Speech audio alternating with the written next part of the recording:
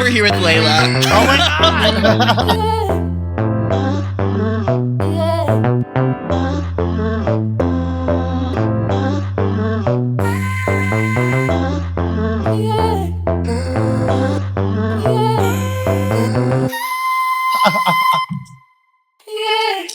Oh my god! Laylah, you're Oh my here. God, thank you for having me. Oh my gosh. Okay, so for people that don't know you, what is your introduction? How do you introduce yourself to new people? Well, I am West Hollywood's big baddest bitch. Okay, first off, big and beautiful, horny and hungry. Big, beautiful, horny, and hungry. Horny and hungry, honey. Have you heard my introduction before on the pod? Say it again. Okay, here we go.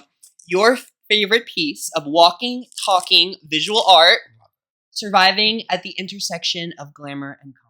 Love it. Every piece of that. And that is why you're mine. Yes! You're my drag ling. I love you. Yes, you. So, Laylah, for those of you that, first of all, welcome back to Twink Twank Twunk. Hello, everybody. We are so excited to have our first ever guest in the middle of Pride Month. Ooh, it is Pride. Happy Pride, everyone. I finally needed someone to compare with my outfit effort, and I said purple, and look at the delivery. Purple, we're ready. So tell me about this outfit. Where do you go when you start the outfit? So outfit-wise, Charlotte Goodenough. Charlotte Goodenough is my designer. She's my sister. Anytime I have an idea or colors, I run it by her. So she gets everything done for me. Charlotte's my number one. She's so awesome. And you get to perform with her at Hamburger Mary's too. Yes, I got to have her with me at Hamburger Mary's, West Hollywood, and then other gigs that we do. Yeah. So. Oh, so you alluded to it. You are my drag mother. Yes. So now that we have proud. you. So proud. Oh. So proud, everybody. The number one. Thank you, Laylah. I love you. I love you too. Well, so now that I have you in the seat, I guess, where did you decide that you wanted to start having drag kids? Like, what was that process like for you? Well, first off, I never wanted drag. I mean, I guess I never really thought about it until like later on as my career started building and I started doing a lot better in my career. More and more people, the younger drag scene looked up to me, and I would be like, oh, I'm just your auntie. I'm your auntie. Like, I'll help anybody out, which I love.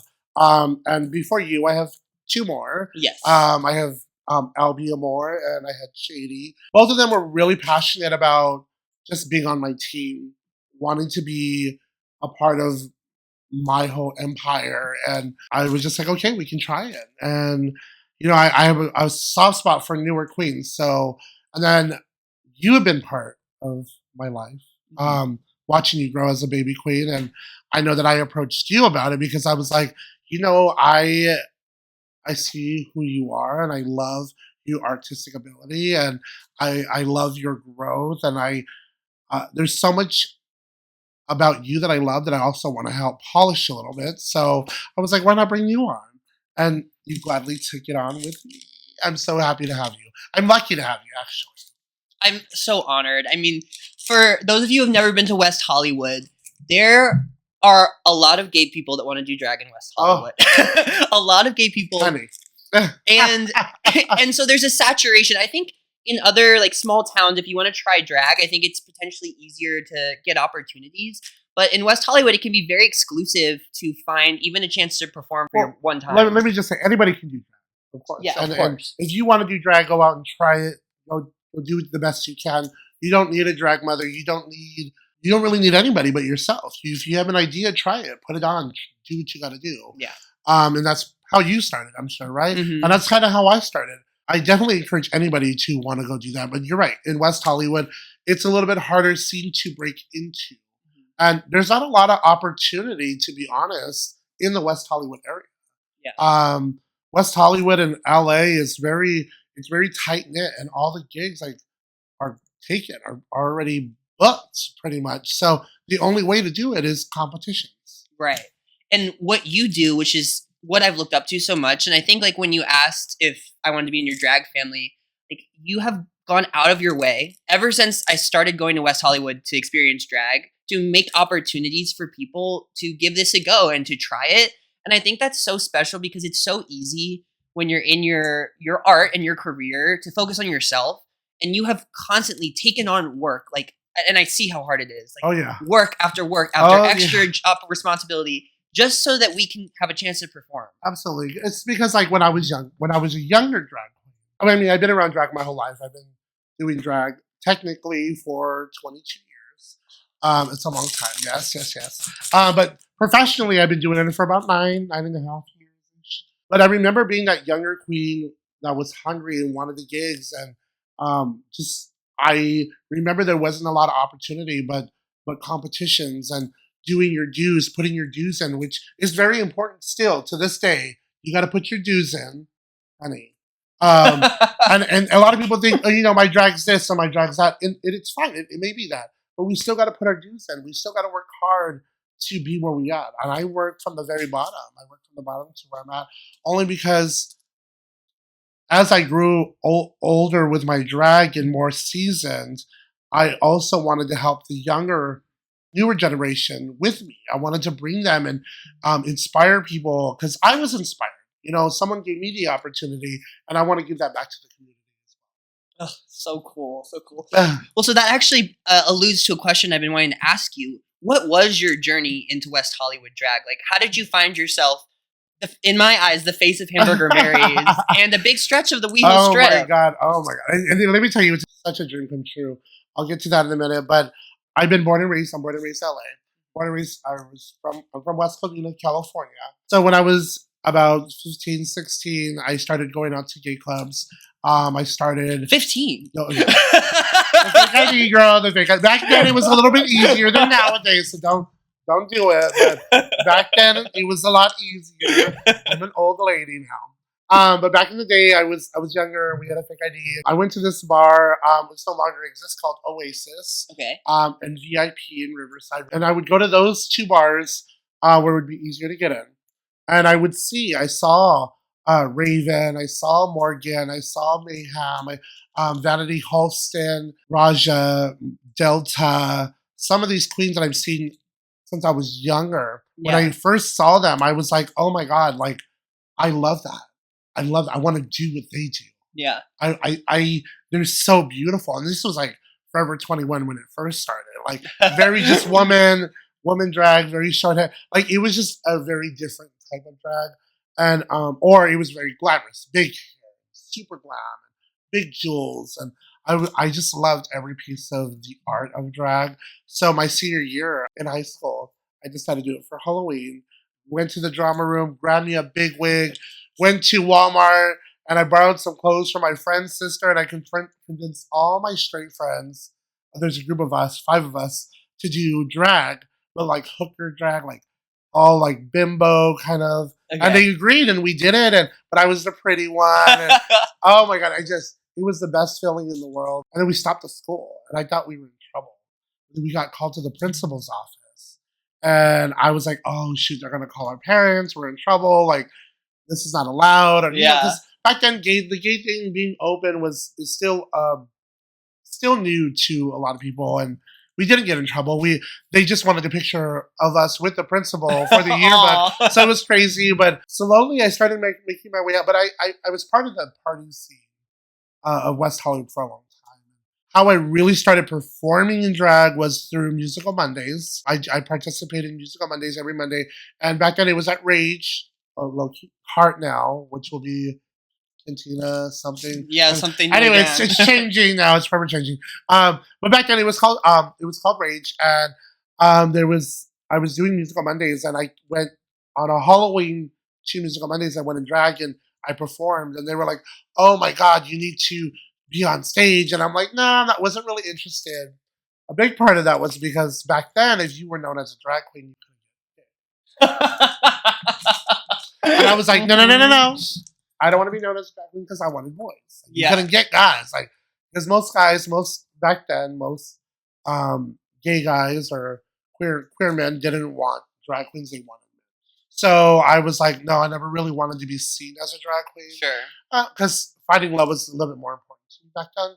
So, and then when I started doing it again, well, I never really stopped. But when I was performing with Musical Mondays, they were like, just do it.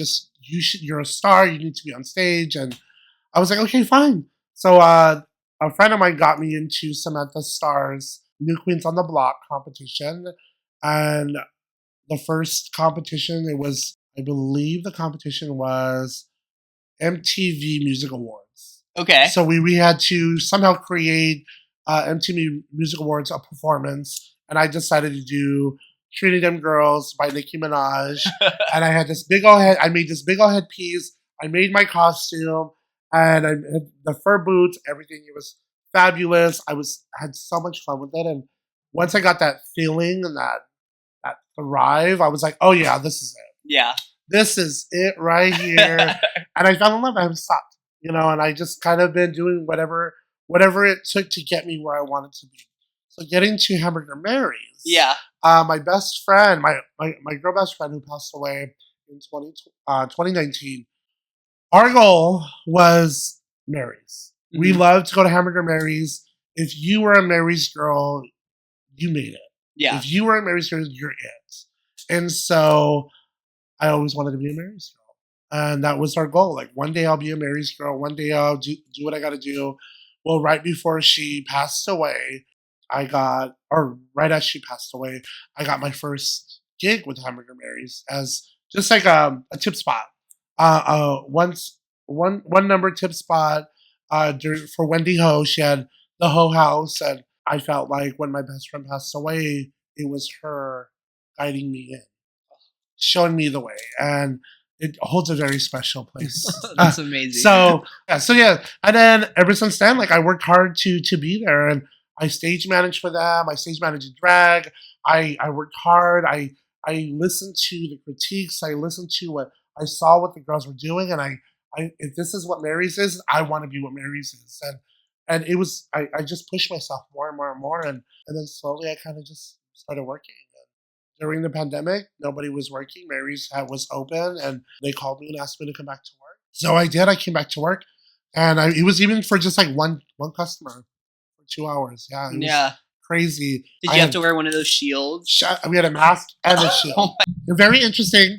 I put my work in for there, and then slowly now I host Thursday nights. I was hosting karaoke for a while. Then I had Thursday nights, and I have Sunday nights. I'm there on Fridays, so I'm there all the time. Yeah, it's Tuesdays. amazing. I'm no longer there on Tuesdays, but that's my whole story. I think it's so cool to like hear the whole process. Yeah. Especially because I think, and I hope that I'm going to send this to a lot of the girls because I think they should hear the process. Because it's so, drag is very vulnerable. You're really putting yourself out there, like, every single time that you perform. And I genuinely believe that most of us feel like we're doing the pinnacle of what we can do every time we go out. Right. And so it's really hard, especially like in a career where you see, instant fame on TV, or you see like all kinds of stuff happening to people. You're like, well, I'm giving it my all. Like, when's my turn? When's my turn? Yes. Yeah, and I think it's so important to hear that like every single person that is walking around WeHo with these opportunities has put in the hard work to get there. It's I think putting in the hard work and really showing up to the gigs, not calling out, being who you are, just always trying to evolve yourself into something better. Save your money and put it into drag. If you're dedicated, it's going to show. Mm-hmm, mm-hmm. On the topic of improving and getting better, I was wondering what you think of the new DIVOS eyebrow. I see the eyebrow, definitely. I see, because you weren't doing eyebrows before. There were no eyebrows. There was no eyebrows. No, and I think it's a personal choice. Mm-hmm. But personally, I love a good eyebrow. Okay. I love a good eyebrow. I love your eyebrow. Mm-hmm. We can define it just a little bit more. We can go for a little bit more perfection. Okay. Cleanliness on it, but nevertheless, it's beautiful. I like that it's kind of, to me, it's Art Deco. I love to like pull from like art movements, so I like the simplicity of it. But I do think that looking back at all the drag before with no eyebrows, I like to emote, and I think that having an eyebrow has made like a big difference in like my ability to express myself in drag. Right. It just gives you that eye. Yeah. It really just gives you that eye, that bigger eye, that little bit of a definition on where your eye is sitting. Yeah. And again, expression. Right. So. And I think for a while. Oh, sorry. No, go ahead. I was going to say, even if it's just a line is fine. Yeah. Let's just define it. Is it not defined? Just a little, just a little bit. Just a little bit. You know, mother things. Mother things. That's all. Like, oh my Mother god. things. Is it bad? No, not bad. Are you No, sure? you're good. You're good. Okay. That's awesome. Okay, so I got to work to define the eyebrow, but I'm excited that it's there, and I got that by doing your Mary's Best competition because I think for a while I really wanted to have like a unique face shape and to like have my own aesthetic, and I was like, no, eyebrows is my way of doing that, and I think that adding the eyebrow, I don't necessarily want to say I'm doing it to allow people to better process the art that I'm doing. I think it helps. It's elevated the look in general. I think it adds to the aesthetic. I mean, you don't always have to have True. You know, you can just do it for the venue, right? For which, and it just goes back to that saying is know your audience. Know your audience. What are they gonna want, more or less? You know, granted, you want to stay true to yourself, right? But also giving a little bit to the audience helps you a lot more. Yeah. You know, bending and being able to be flexible to each venue and gig and performance and whatever you're doing makes you such a better drag queen. Sure. I don't want you to steer too far from what you do. You know, if there's a look that you want to do or a performance you want to do that has no eyebrows, perfect. Go for it. You know, and I'm here for it. So that's what I love about you, is that you're able to be flexible. Yeah. Okay. Thank you. Absolutely. So Laylah had started a competition, Mary's Best. Oh, yes. So every first and third Sunday, I have been making my way to Mary's, hitting the themes for you.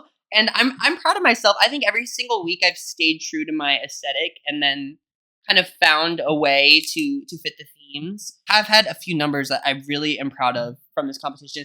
I really love doing cell block tango and switching the wig in between. I thought that was fabulous. I think you did. That one. I think you did fabulous. I'm with you. Sometimes the judges have their own opinion. Hey, hi judges. Hi Amber, Bella. Yes, right. I think you're doing fabulous. I think you're doing good, sticking true to who you are. I think that if you just let go a little bit, and this goes to all the girls that are in the competition, if you just let go a little bit and just hear what the theme is and have fun with the theme. Yeah. You know what I mean? Don't overthink it. Don't try too hard to be out of the box. Like, if you're in the box, it's okay, because that's kind of Mary's. Like, Mary's is in the box. Like, you stay in this box, you're definitely going to be safe, or you're definitely going to really hit it hard. Right. You know? So, I think this competition's more about growing than winning. You know, everybody wants to win. Of course, they all want to win. But this competition, what I do for them, and such at a bigger scale, is because I want them to grow as drag artists. Yeah. And I want them to know that they can take all of what they're learning here somewhere else and get booked other places. Totally. I will say to the Twink Twank Twunk listeners, I have had like such a good year. I feel like I have had so many cool opportunities. I've like done a few things I didn't think were going to happen this year. Like opening up for Simone and Gigi at Sugar Tank was really cool for me. Yeah, that was really cool. Like doing the Snapchat coverage was really cool for me. And I have never once won a single anything in West Hollywood. I've not won a competition. I have not even won like an audience applause. Can I tell you that I have always, in the competitions that I have done, I've only won one. Really? Once. Okay, that makes me feel better. I've only won once, and most of the time I was like second place. I'm always on the panel, the top three. Top three. Yeah. Second place. Final four, whatever. Yep. I've only won one, and that was dragged out one time. I did Billy Stay because I did my Britney Spears, the story of Britney Spears, where I shaved my head on stage. Oh, it's wow. Yeah, I do all that. But yeah, you know, I won that. That's the only time that I won, and for me, it's always been about the experience. Yeah. It's been about like, what am I taking from this night? What am I going to take from this night? Like, of course I want to win. You know, of course I want to be on the top. But if I don't win, who gives a fuck? Like, I am gonna make sure that I'm giving it my best. Right. And that's it. And look at it, I'm winning now. And I'm winning now. She's winning now. No, and it's so true. It's like, and I love hearing that kind of thing, because there's so many different ways to win in drag, and you keep finding more and more. Yeah. Like, I think that's what's so exciting to me about the industry, is there's just so many. And I think you're winning. Like, you have your own podcast. You're with Snapchat. Like, you're doing all this promo stuff. Like, what other queens are doing that? What other quote unquote newer queens doing that? So let's just say let's give you a round of applause. Thank you. Let's give you a round of applause for winning. So you are winning. It's like me. I'm winning in my own. We're winning in our own way. Yeah. You know what I mean? There's so many people that would love to work for Hamburger Mary's. There's so many people that would love to have their own show at Hamburger Mary's, or even have their own show at the Bayou. Yeah. I have my own show at the Bayou. You know, I'm winning. You know what I mean? And I was approached by the owner himself to say, hey, I want you to work with me. So, you know, Snapchat, you're working with Snapchat. You have your own podcast. Like, again, those are winning times. So applaud you. Applaud yourself. To you. Yes. I have something very exciting to tell you, actually. Oh, tell me. You want me to tell you now?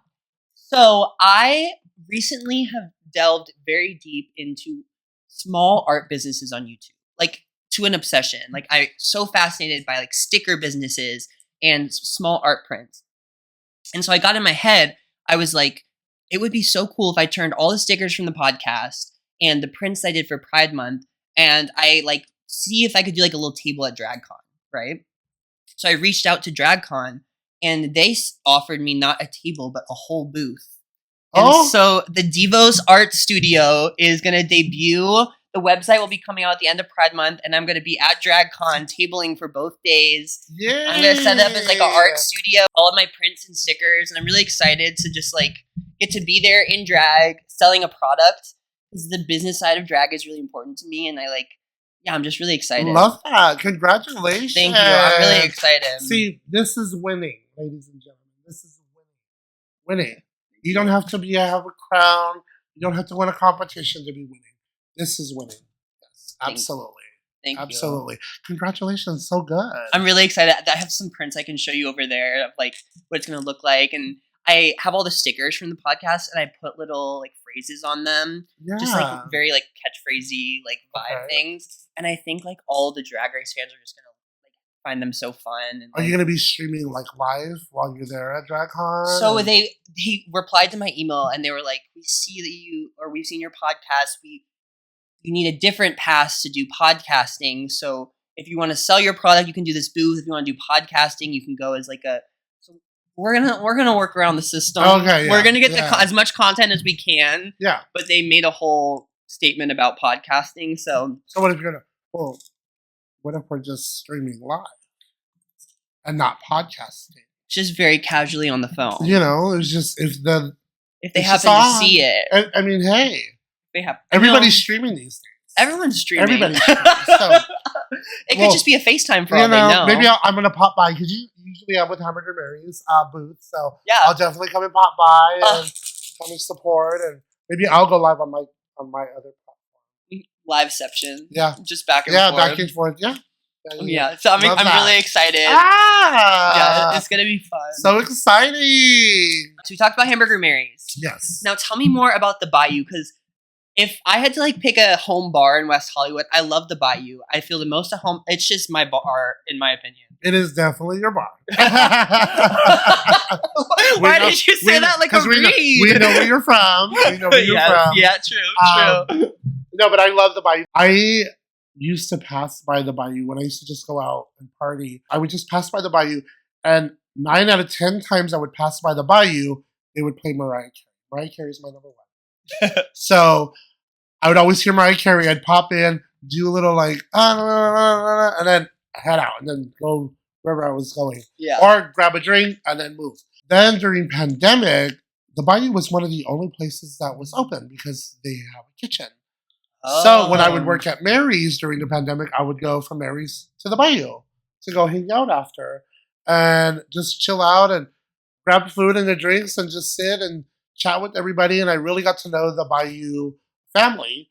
And Graham, the owner, is just amazing, hilarious, old Englishman, just with the nastiest, dirtiest tongue ever in life. Like, but just such a sweetheart. Yeah. Such a sweetheart. And he saw how hard I was working, and we had a good banter back and forth all the time. Well, we still do. We fell in love. Like, and he was like, when we open back up, I want to give you a night here. I want to give you a night here. And I'm like, okay, well, whenever that happens, people always say that. And so I was like, okay. And sure enough, when things really opened back up again and people were starting to come back out, he was like, okay, I'm ready for you. Ugh. I'm ready for you. What night do you want? These are the days, and let's work something out. And I said, okay, cool. And mind that I absolutely love the Bayou. When things opened back up, I was like, oh, this is my bar. Like, this is, I love a dirty bar. I love like a low key in the cut, just weird, just things everywhere. Things everywhere. There's writings on the wall. And I don't know. I love that. I don't know. Back in the day, I also used to love to go to the Fault Line. That used to be one of my home bars as well when I was doing drag. Also coming up, Fault Line is where I used to be, and that's a dirty bar as well. Real grunge, and it got shut down. So if you know, you know. If you know about the Fault Line, you know how dirty it was. You know what I'm saying? But and that's, I'm sure before you came out here, the Fault Line was real. My dirty. God. They had underwear night and they had beer busting. It was real. They got shut down a couple times for something. Oh yes. So you know what I mean? Anyway, it's not, the Bayou's not that dirty. No. The Bayou's very clean, very pristine. Very clean. Well, I love performing I actually was at your very first Bayou show. I was Yes, you on were. the cast for that. I've done, I think, 9 times I've been at your Bayou show. Oh my God, 9 times. 8 or 9. I know. It's just, I love that show. I think, and it's been cool to see it evolve because, I mean, the first time that I was there, I think that people didn't understand, like, it was a drag show. And so, like, I didn't even really anticipate getting tips for the first few times. Like, I just wanted to be there and, like, do the show. Recently, you go there and you get pretty good tips at the Bayou show. Like, it has developed into a full production. I've been doing the Bayou for 2 years, and I think I've been doing shows now for about a year now. So, yeah, definitely it's evolved. People expect it. Like, I was sick last week, so I didn't get to go, and people were, like, texting me, Laylah, where are you? Laylah, where are you? I'm like, don't worry, I'm sick. There's still going to be a show. There's still going to be, people are still going to perform. So I'm so glad that that's now a thing at the Bayou on Thursdays. So, and with times being hard, I've seen a lot of drag shows starting to go away as well. There's a couple shows that got canceled recently. And I'm like, oh, I'm glad that I'm still here and we're still thriving. So I think everybody who comes out to support us, support DIVOS and me, or anybody that you come out to the Bayou, thank you for coming out because, I mean, it means a lot to me, and I work really hard every week to make it happen. So, and we don't get paid that much. I mean, I literally get paid pennies, and I have to pay the DJ, and I just try to create an atmosphere for newer queens and people who want to perform. I want to make sure that they are able to be seen, heard, and have a flyer. Kind of give them that little it's the only thing that I could offer personally, and whatever I have, I want to help people. So that's my main purpose to have the show at the Bayou. Mm-hmm. And Laylah's feeling it at the Bayou when she gets on the bar and she starts walking up and down. I love when you get on the bar. Oh my God. I'm surprised the bar holds me first. I'm surprised it holds me. But I love, that's one of my favorite parts. Like when I'm really feeling the music, the energy's good, I'll get on the bar and I'll do my little number. Oh, I love it. That's one of my favorites. Yeah. I wish I could jump off it, but there's no way. I'm too old. It's not worth it. I mean, like even the girls that can do it, I just look at them and it's like, it's so like this much needs to happen. Yeah, you gotta be and careful. Then you're out for. I mean, I've started taking drag very seriously in the past year, and I used to do a lot of surfing, skiing, and I just am scared now. It's so important to be able to operate your body to do this. Yep, you gotta be careful. Yeah, every little bit counts. And I think there's a big art to. I think a lot of the younger queens, the first ways that they perform are by getting on the floor. The death drops. And that's the thing about drag. So you don't need to do all of it. I don't believe that you need to do all of the death drops and all of the splits and all of the rolling around on the floor. Like, number one, that floor is dirty as hell. The floor at the Bayou is dirty as hell. Listen, you don't have to do all that. But people do it. People do it. But any venue you go to, the floor is dirty. And let me tell you, we spend a lot of money on this drag to be throwing it on the floor. I don't think so. But hey, I mean, if the money's good and the energy's great, then why not? But I'm just saying, Yeah. it's dirty down there. It's dirty. You don't have to do that. You're a good performer. You got it. You got it, baby. If you can perform, you can catch that eye. If you can just grasp and pull those people in during your number, you're it. Yeah. You do it. You do it all the time. You. You do it all the time. You come out there, Divos, and you perform. And that's the best thing for a performer. Like, you are out there, you're doing it. People are watching you. You have a connection with the audience. That's great. And that's really what needs to be done. Thank you. Okay, so we're going to pop into a couple of our segments that we have on Twink Twank Twunk. Oh, okay. Would you like to do Bit of the Week or educate the straights at home? Let's do educate first. Okay. Let's educate the straights. Let's educate the straights. So this is for Zach all the way in Asia. Oh, hi, Zach. Hi, Zach. But we want to talk about lesbians today. Yes, the lesbians. We got to talk about our lesbian sisters. Well, my sister is a lesbian. We have a lot of amazing queer women in our lives. What do you know about lesbian bars in LA or even in the country in general? Well, lesbian bars, let's be real. I feel so sad for the lesbian community because I don't know the exact statistics, but I believe there are less than 20 lesbian bars in the United States. Less than 20. In the country. In the whole country. It's crazy. Yeah, I believe there's like 9 or 10. Do you know the closest one to us? I do. San Diego. San Diego. Lips. I think that's the closest one. I think you're right. We haven't opened one in West Hollywood in a long time. We used to have the Here Lounge. The Here Lounge used we to be did. It used to be a lesbian bar. They closed that down, which is now the Chapel. Once they closed that, yeah, it's been such a journey for them. Yeah. Yeah. I know there was the catwalk. It's wild. And I think like I often wonder how to kind of lift those voices up because it really is important to me. I think people in West Hollywood are often very critical of drag kings. And I am the first to say that if I'm putting this much detail into my outfit, I believe every performer, regardless of what gender they are performing, should put this much detail into their outfit. Absolutely agree. But I think that there's no reason if a drag king comes out and turns it, that we should not champion them. And I think what's been really cool is there is a drag king who has been doing Dragged Out named Woody Banger.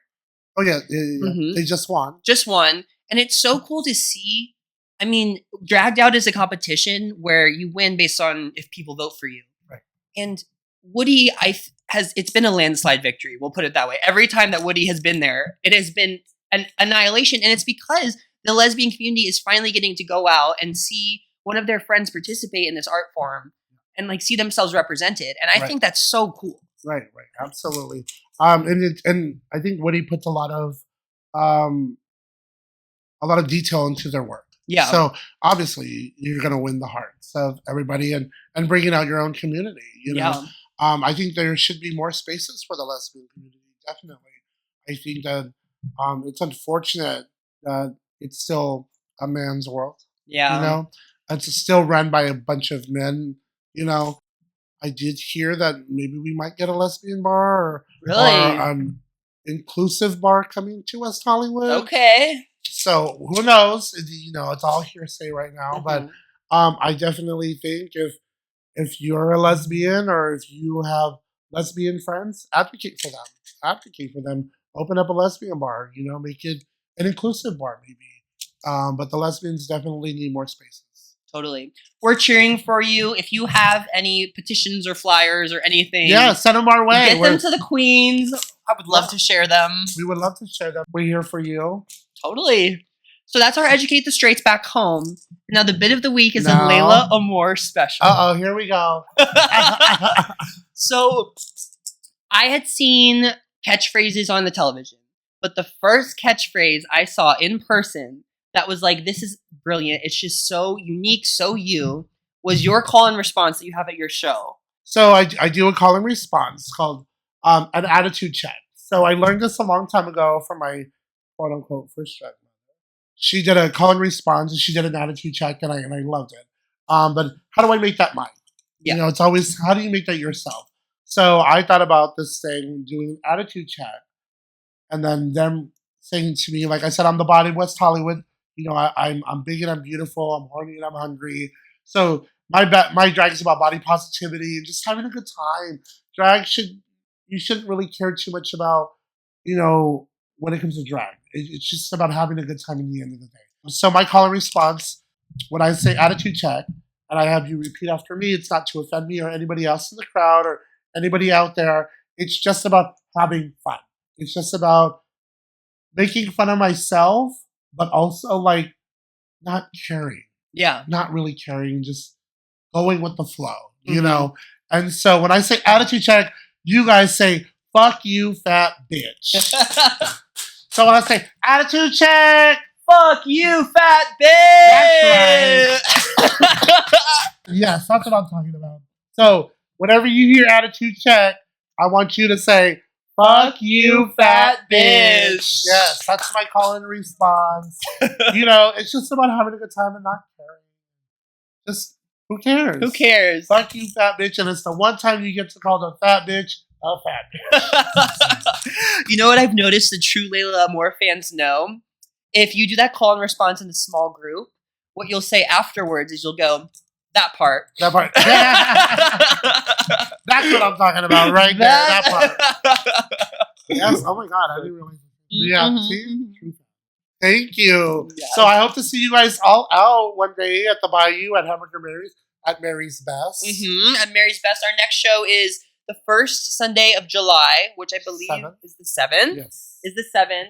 And we like to end the pod by giving the audience a twink, a twank, and a twunk of the week. Okay. So I can give you a moment to brainstorm. I have my twunk. Do you want me to give it to you?